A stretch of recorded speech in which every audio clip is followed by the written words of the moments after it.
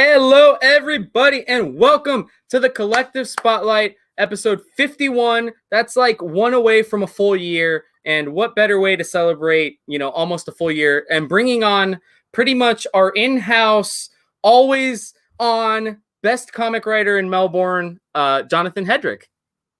You guys are familiar with him from the Recount, but he's actually on here today with a new project that he kickstarted himself. He birthed this one. John, talk to us. Tell the people a little bit about Quicksand. Hey guys, thanks for having me on. Quicksand is my first venture into the sci-fi horror genre, and it's about this hole that opens up near the pyramids in Egypt, and all these monsters come pouring out and attack a nearby city. Then as soon as they wreak havoc on the town, they go back into the hole, and then the world leaders on different countries are like, well, we need to figure out why that happened. So they send a bunch of experts down into the hole in the ground, and they don't return. So we follow what happens after that first team is lost. So like you said, you're kind of your first sci-fi, jumping sci-fi. People know you a little bit for crime because you did the Recount. People also know you for your superhero book in Capable. What made you want to make the jump and the leap into sci-fi? Man, I just always like to challenge myself, and it was a story that I was thinking of, and I really wanted to, see it happen and it become a thing. So it's been rolling around in my head for about a year now. So I put a lot of thought into this one. It's probably the most thought out story that I've created so far. So nice. It's only the beginning. Yeah, even after X-Men and X of Swords, bro. Yeah, definitely after that. So you talked about it has like the most thought that you've put into and everything like that. What is the blueprint for Quicksand? How many issues are you looking? What's this first story arc looking like? Just tell the people what they can expect from that universe. Yeah, I'm looking at 5 issues, 5-issue miniseries, not an ongoing series. Okay. It'll get wrapped up, and I'm hoping to have all these issues out within the next year and a half. I just gave the script for issue 3 to my artist, Deborah Lanchinese, and she already showed me layouts for it. These 5 issues are gonna come out fast. Nice. And I know you like to meet deadlines and do everything like that. You're working with I believe this is a new artist, at least for your projects, with Deborah. Yeah. What's it been like working with her? Because her art style is really good, but it's very different from what you've done in your previous 2 books. Yeah, Deborah's great. Really fortunate that I got a hold of her when I did, because I think she's going to have a great career in comics. She gives me 110%. I show her what I'm looking for, and then she, wows me. She gives me these layouts and these pages that I, well more planned than I could have hoped for. So yeah, I'm really fortunate working with her. She's on time, which I can really appreciate. And she's just as invested into the story as I am. Nice. And as I was going through the book, I have to give kudos. And again, as a guy who works in a comic store, I feel like colorists don't get all the love sometimes, but your colorist, who do you have on here? Sunil. He killed it with coloring her work, because it kind of brings the book very much to life. And again, gives it that feel of something we haven't seen from you just yet. Right. Well, I've worked with Sunil before on the Recount, Freak Show Princess, my story in Cthulhu Invades Oz, and I had to have him on this book. We had wrapped up the Recount, and I just basically sent him issue 1 for Quicksand, and he's hard at work on coloring issue 2 right now. So, he's the man. Talking about Recount, having people carry over from the Recount, isn't your letterer Christian? Gosh, I always say his last name wrong. You say it better than me. But wasn't he also from the Recount? Yes, Christian Doko-Lemansky. Yep, he was the letterer on the Recount as well as Freak Show Night. So I like to work with people that I've worked with before, that I've had a positive experience with, and why not? If it's not broke, don't fix it. That's awesome. So it's nice to see a lot of familiar names along with Mhm. Deborah giving you that nice change of art style. Talk to us a little bit, because as I look at all the covers, I see that our main character here is kind of very important in all of them. You only did one cover other than the blank that featured the monsters. Yeah. But talk to us a little bit about our main character here and what we can kind of expect from her. She looks like a badass chick, to be honest. She is. Her name is Stephanie Noon, and her husband was the leader of the first team that went into the hole. That team's name is Canary One.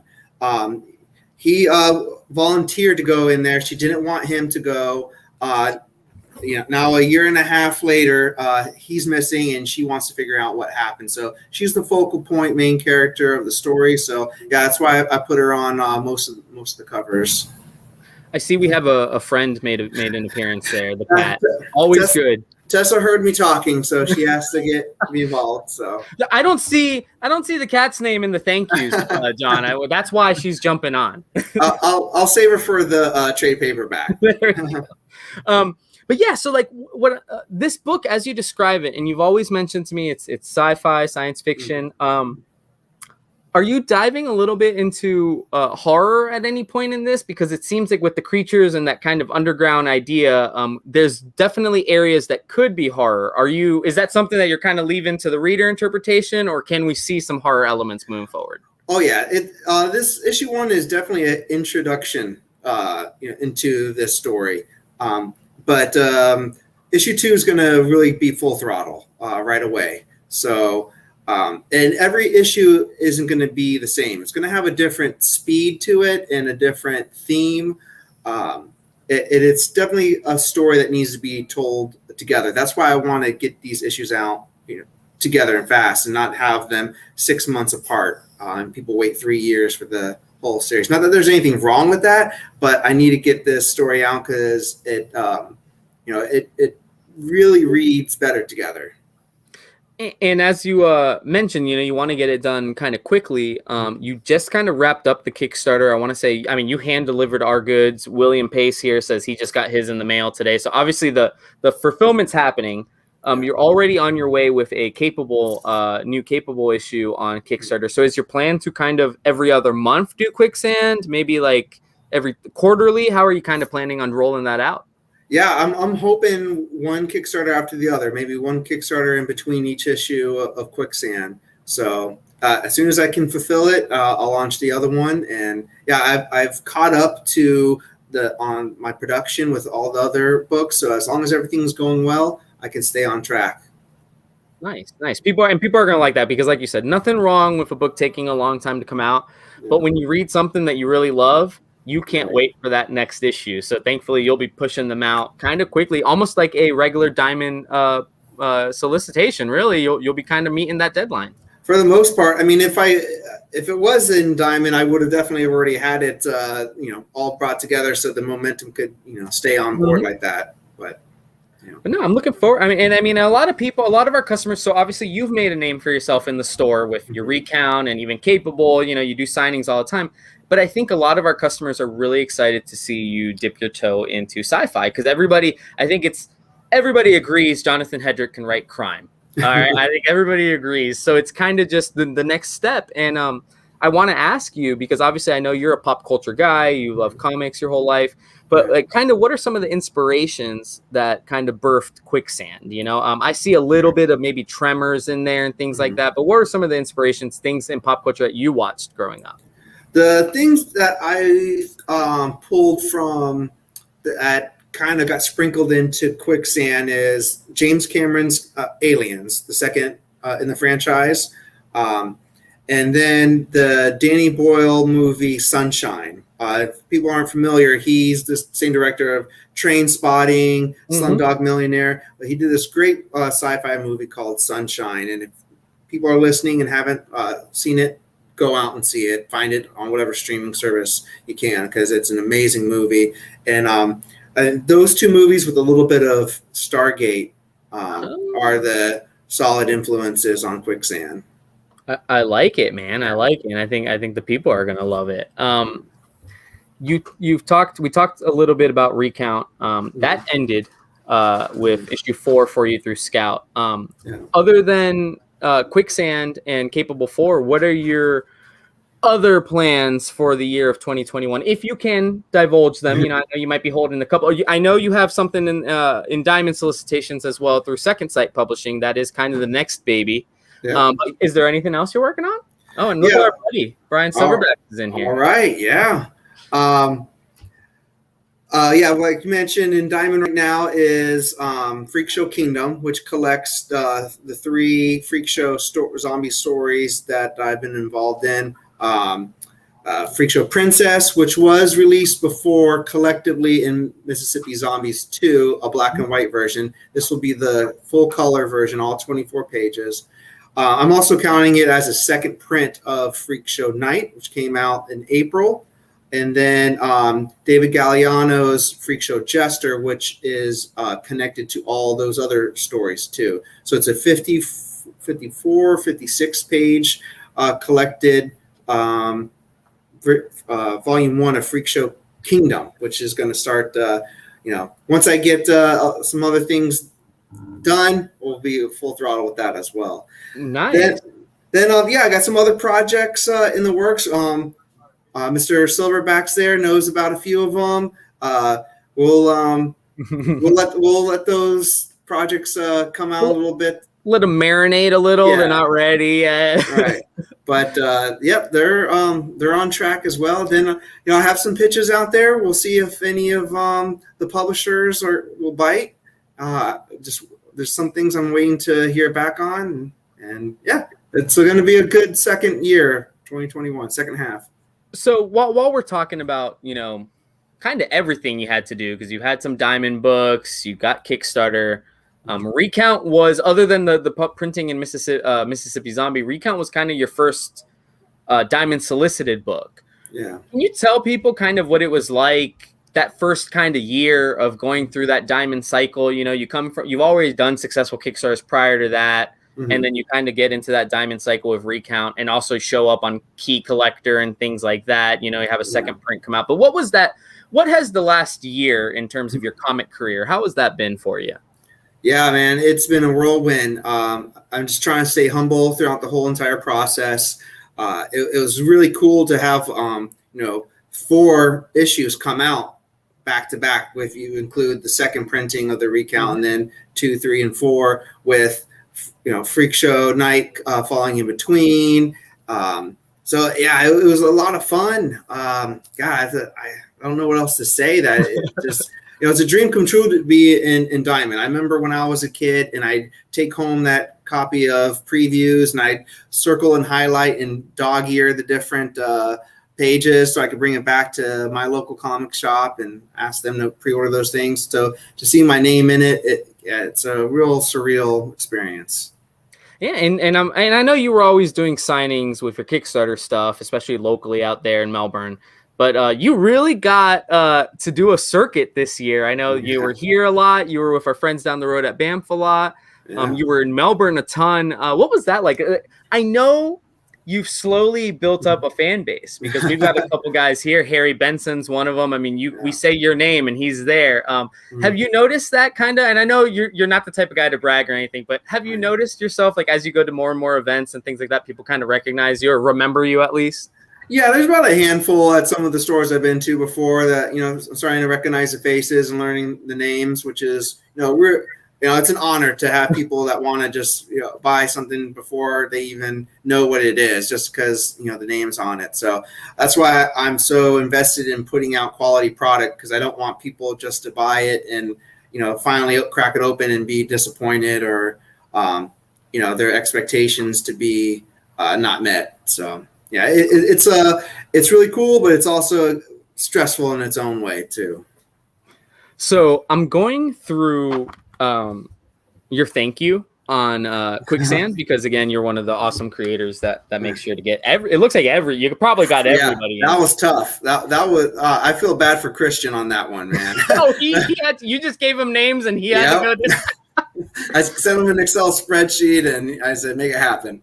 That's hilarious. But what's awesome is, and obviously we see tons of stores in here, Kingdom of Comics, us, but I also see cool names like Hoyt Silva. Jerome Gagnon. I got a lot of guys that are in the trenches with us. What is, I know you're good friends with Travis Gibb, who's, out there in Melbourne with you, and he's a big Kickstarter guy. But what's that actually like for you guys as creators, that kind of camaraderie where obviously a lot of you guys, I see you promote Brian's stuff and David Galliano promotes your stuff, and it's not as competitive as people kind of make it out to seem. Is that correct? Is it more of a brotherhood? Oh yeah, it's definitely a network that I couldn't do without. That it's so necessary. It's I'm really blessed to be a part of it and to be accepted into a unspoken fraternity, if you will, of all these other creators. That you can't look at it as competition, because that's just gonna eat your lunch too much. You're gonna if you can lean and support on each other. And I catch myself sometimes like, oh man, I just been blasting my own stuff. I need to go out there on the social medias and just share out some other people's stuff without promoting my own thing.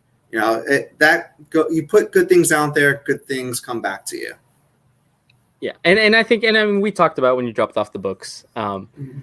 You could literally write on a napkin, and if it's a good faith effort, we'd probably still back it because you're a good person, and I think everybody, obviously everybody that worked on Cthulhu Invades Oz, we had almost half of them here. Everybody was a great person, and it makes it so much easier to back Kickstarters when you guys are personable, genuine, and things like that, which this speaks for itself, man. This speaks for itself. That was the first time I ever did a thank you page on any of mine, actually. So nice. And it I think it was a good idea. It ended up filling up you got a whole page. Yeah, that was tough. I don't think we could have made it any smaller of a font. You could have. We could have slapped a few more names in there. I have to give a shout out to Evil Knievel because he's in there. So I'm glad Evil Knievel gave you a back. I know who that actually is. That's what he wanted. I love it. But no, and I actually saw a ton of names from Cthulhu Invades Oz. I saw David Grushel. I actually saw Jake Estrada, who we don't actually currently have any of his books, but he seems like a great guy. We're definitely going to carry some of his stuff. It's really awesome how many people actually, helped make this possible. Yes. Yeah, I couldn't have done it without them. Yeah, every successful Kickstarter, a good portion of it is from fellow creators. So, yeah. So, talk to me a little bit about now you have Capable 4 coming out. Do you change the way you approach a Kickstarter, whether it's for Capable, Quicksand, or another project? Do you kind of treat them each individually? Kind of. Well, I'm still, I haven't even done 10 Kickstarters yet, but I'm still experimenting. Okay. I haven't cracked the code or the formula for it. I don't think there really is one, So I'm always testing new things out. I've done a different type of video each time, whether it's just me speaking to the camera, which I need to apologize right now. I don't know why it's so dark. I promise I have a light on. No, so I'll be honest. I watched it happen in person. A cloud must have come through that back window. Yeah, there it is. There it goes. Literally a cloud. I saw it just happen, and I'm like, oh, there goes John. Bye. There's a lot of windows in this area, so. You look good, dude. You look good. You look great. I need to get one of those fancy ring lights. Circle light? Yeah, ring light. There you go. Then I'll really be an influencer. But what were we saying? The Kickstarters? Yeah, I'm trying different videos. I did a really highly produced, professionally made Kickstarter video for Quicksand. I'm really excited about Capable 4's video. It has some more motion comic-y with voiceover acting and special effects. So I'm just always trying something different. Some of the rewards are obvious. You're going to do the same thing with the digital physical copies and exclusive. But, I'm always trying to think of something different, too, with those. So, yeah, we'll see. For Capable 4, I'm not going to do 7 covers, obviously for that. But, yeah, the secret covers for Quicksand. I probably won't do that again. So, but that was fun. I'm glad I did that. I hope the people that were fortunate enough to get a secret cover are stoked about that too.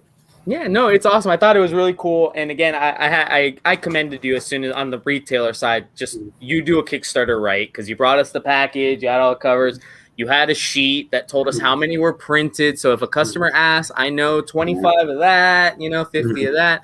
But Yeah. you also did a secret black sketch cover, Yeah. which it was cool because I tell more indie creators that they need to do sketch covers, period, because it's always Yeah. nice. But you did do a regular white one, but you Right. did the secret black one with red lettering, which I think is actually the best non-white blank cover you can do is Yeah. black with a splash of red. I think that's the best way to go about it.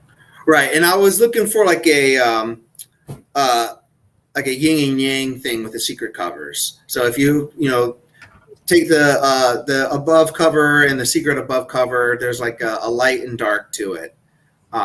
The subtlety between and then the blank sketch covers, that's a little obvious, white and black. So, and that plays into the theme of Quicksand. There's a story that's happening above ground and a story that's happening below the ground. And as the miniseries progresses, we'll see more and more of what's going on underground. And that's kind of what I like. Actually, I knew I was trying to remember what this book a little bit reminds me of. And again, not even in comparison to the story or anything, but just some of the scenes. If you saw Evolution with Orlando Jones and David Duchovny back in the 90s. It's been a long time. I need to go back and watch that. But when I see them underground dealing and obviously that's a comedy, you're going real sci-fi. Right. But that reminds me a little bit because again, like you said, there's people that are not going to try, whether they're military or not. They're not going to go down there. So they're only hearing what happens down there, hearsay. And since people aren't coming back, it's not even hearsay. It's just speculation, kind of. Right. Yeah, I like playing on that mystery. It's fun. There's got to be cliffhangers. There's got to be something that people want to come back to. It's easy just to do blood, guts, and gore over and over again. But there needs to be some. I give the readers a little bit benefit of the doubt that they want something more to chew on and a little bit more intellectually thought out stuff. Yeah. So our good friend, actually another collective initiative writer, Joey Pineda, asked, so if all the projects that you're doing, does that mean you're doing comics full time now? I'm doing comic books full time, but I'm still working full time outside of comics. So I have 2 full-time jobs. One that pays for the other full-time job, my labor of love. So yeah. I have to ask because I even asked. I had Philip from Boom on last week, and we were talking about James Tynion, and it's like, when does the guy sleep? When does the guy eat food? But you're very much in the same vein, dude. Recount finished. You were right on to writing your piece for Cthulhu Invades Oz, I believe Capable 3. Then you did Quicksand. Yeah. Now you've got Capable 4. You've got other projects in the pipeline that you're keeping close to the chest. How do you manage this stuff, dude? Especially because I know what you do for a full-time job, and I know it's not the work from home easy type of job either. You have to commit some time there. Yeah, it's I won't lie, it is a struggle. It is very challenging. I wouldn't recommend it to anybody. If you're getting into comic books from the creative side, focus on one at a time. Don't do what I did and do 3 or 4 or 5. Yes, that's right. Yeah, I figured you had a little cyborg going with you. Borg life. Yeah. Booyah. But yeah, it's somehow I managed to do it. We'll see. I enjoy it, So is part of it, obviously you're super passionate, not just for comics, but as a creative. Is part of it clearly just how passionate you are? Because if your heart wasn't in it, you wouldn't be able to split the hours the way you were doing it, right? Right. Yeah, it definitely is something I really enjoy doing. That's why I'm so passionate about it. It's like I kind of think of it as like getting a tattoo, and while you're getting a tattoo, you're thinking about the next one. It's that addictive. I already have like 3 other comic book series I have in my head that I want to do right now, but I'm like, I can't. I can write the script, but it's going to sit, on the cloud for a while before I can hand it to an artist. Unless any artists out there want to start drawing for free and get paid on the back end, but that's I heard that's Brian's favorite way to do art. Oh, he loves exposure pay. Let's make that known to everybody. Oh man, I love Brian. It's good to see him back too. Because honestly, last time that cover that's right behind you on your, I think it's right shoulder, was done by Brian Silverbacks, and we actually had you guys in the store almost. It feels like a year ago. I'm sure it's only like 9 months ago. I think that was in November. So yeah, November. So we're pushing a year. Yeah. But that was one of the most fun signings we had with you and Brian and introducing everybody. Yeah, that was a great turnout. It was cool to have Brian come down, and a lot of double sigs on that Scarface cover. So it's still a hot cover everywhere I go. People are drawn to it. So it's a great cover. One of Brian's, I mean, all of Brian's work is great, but I think personally one of Brian's better works, and also has a personal angle for us at the store where we ordered a ton of that cover, even though it was an incentive or whatever, because we loved you and we loved Brian, and it worked out.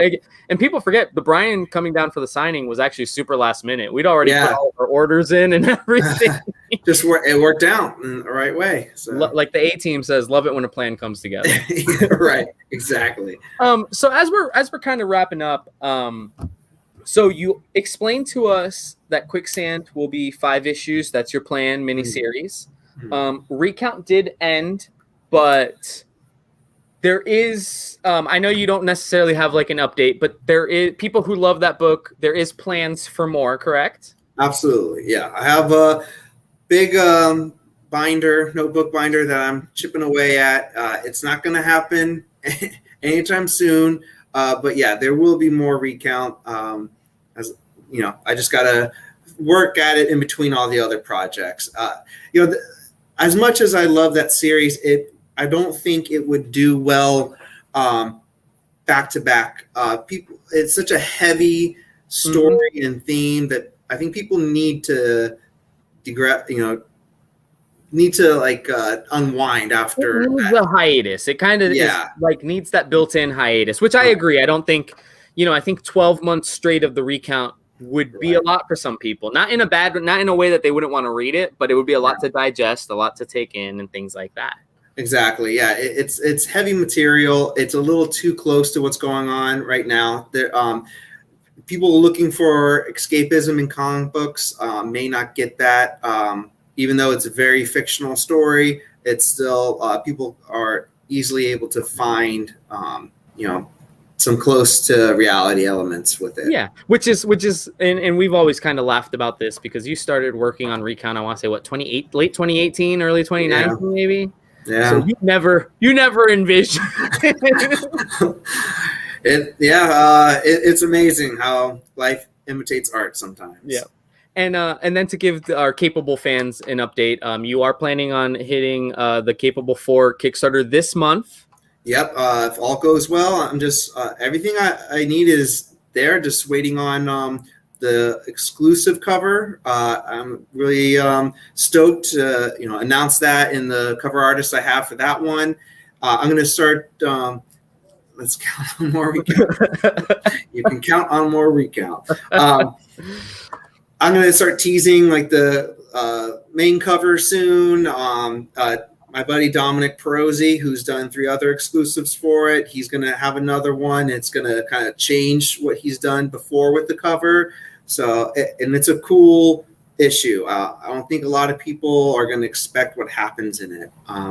And I was up late last night fleshing out in my mind issues 5, 6, and 7 and where those are going. So it's taking a hard 90-degree turn, but I think it's well-deserved and it'll do the story justice. And just while we're talking about Capable, because I like to keep people updated on all the creators. Been a crazy year and a half. How's Gino doing? Because I know he's in a part of the world that's a little, lesser, more impoverished and things like that. But is Gino, obviously he's been able to knock out 2 books during this pandemic for you. Is he doing good and everything like that? He's doing great. He's patiently waiting for me to give him the script for Capable 5. I keep on telling him that it's coming, it's coming. He loves the story too. I mentioned how Deborah is invested in it.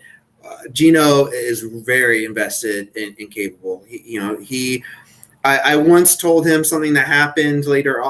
That'll happen later on in the series, and he got mad at me because it was a spoiler. Like that's when you know you have an artist that is involved in it. So that's awesome. We love Gino, and next time you ship him out some books, you definitely got to get his reaction again, because that was one of the best social media videos I saw last year. I love that. Yeah, that was great. Yeah, that's one of my favorite posts I've seen. Yeah, I love shipping my books to creators, especially on other areas of the world. So anytime they can, show me that they received it, it fills my heart with joy. So I know you got to get out of here at 6. Actually, because I see him right there, our good friend Harrison Hansen, who's friends with Matt Knowles and all of them, is actually standing in my store looking at some books right now. I don't think he notices me. Harrison! He noticed me. I'll make sure he knows that he got a shout out on the show. Okay. But I did want to mention, we just got some CGC books back from a John signing. This one will go on our dollar auction tomorrow. A nice 9/4 signed by John. You can confirm you signed this, right? I can, yeah. Yep, that's the tricolor signature, right? Yes, It is the tricolor. There's an H in blue. So this will be on the auction tomorrow. And John, you will be in the building Wednesday, the 21st of July to sign all of the beautiful Quicksands. I'm going to try real hard not to sell the secret covers until you're here for the signing. I cannot make any promises to people. If you buy it previous to the signing, we will hold it and make sure it is signed by Jonathan. All right? Awesome. Yep. Yeah. Thank you all for your support. I hope everyone can come out on the 21st while I'm there. Absolutely, man. Well, thank you, John, for your time again, man. Best of luck with the sales of Quicksand, your signings, and can't wait for Capable 4. Thank you so much. Thanks for having me on again. Absolutely, man. Take it easy. All right. So thank you very much to our guest, Jonathan Hedrick'd, episode 51. The book is Quicksand. Tons of awesome covers. The guy went above and beyond. We have a poster. We're going to put it up, but if when he's here, we're going to have him sign it. Might give it away to a lucky person. And then blank covers. John is not an artist, but you can always get John to sign a book, and then we can have one of our in-house artists do a sketch for you. So this has been episode 51 of Collective Spotlight. Special shout out to Jonathan Hedrick'd, who's been awesome. The book is Quicksand, on sale here already. You can get it signed on the 21st, which is 2 Wednesdays from now. And tomorrow, Joe, tomorrow the auction right here, 5:30. Everything starts at $1. Take it easy, guys, and I will see you around.